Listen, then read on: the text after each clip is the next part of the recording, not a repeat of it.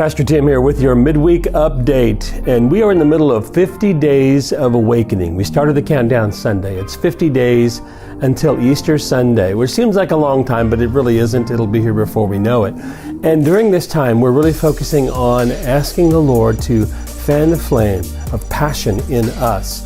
Oftentimes we think about reaching the lost at Easter time, and I really feel this season is for focusing on reaching the church, because I think in so many ways we grow complacent.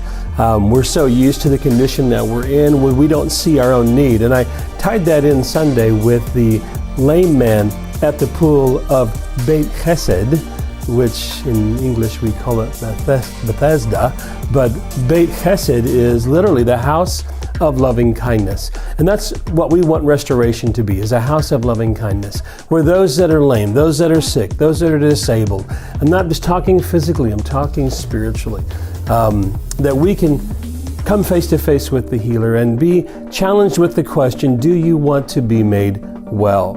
And that's not such an obvious question to answer, because oftentimes we don't know our own condition. So these 50 days are a time for us to understand and know our own condition and to say, Lord, light the fire in me. Even if you think you're doing okay, I always want to be able to say, take it up a notch. So during these 50 days, we're doing several things to help fuel that fire. One is that we are every Sunday night having our time of worship and prayer that we have been calling Sanctuary for 8 or 10 years now, but we're renaming it for these 50 days, and we're calling it the Furnace, because we really want to see the heat turned up and see that passion, that flame ignited in us to a greater degree. That's one thing that we're doing. Also, an emphasis on intercessory prayer during this time, and even coupling that with some seasons of fasting, however the Lord leads you to intently seek Him. It's interesting how this falls in line. Didn't intend that, but with the Lent season,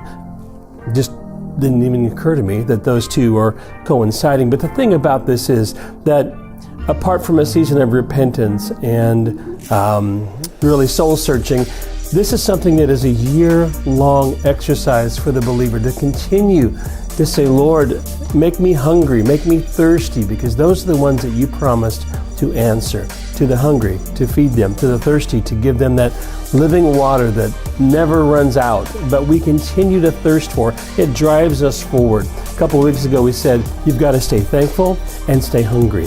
And those are the two things we're asking the Lord to turn up the heat on with us in these 50 days of awakening. Now this Sunday, I'm turning the corner to talk about awakening to warfare, which when you say warfare, you talk about battle strategies, it just seems like immediately we have something in mind of what that looks like. Well, you might be surprised as we look at some Old Testament examples of some unique ways that the Lord won the battle for the people of Israel. It's funny that this week we have a circus going on across the street, and we're talking about warfare and battle. They seem to be two separate thoughts, but here's what I would say. Oftentimes, in the midst of all the activity of life, we forget the fact that we are at war. And if you don't know that, I like to say that you're already a prisoner of war. If you don't realize that there is a battle going on, a battle to stay hungry, a battle to stay thirsty, a battle to keep that spiritual temperature ramped up so that we never grow complacent and accustomed to the place where we're at. That's enough for today. Love to see you this Sunday at 2nd and Francis. That's a block west of the circus here in the heart of beautiful, historic downtown St. Joseph. Hope to see you Sunday, because this is a season of awakening, and we want you to get in on it. We'll see you Sunday morning.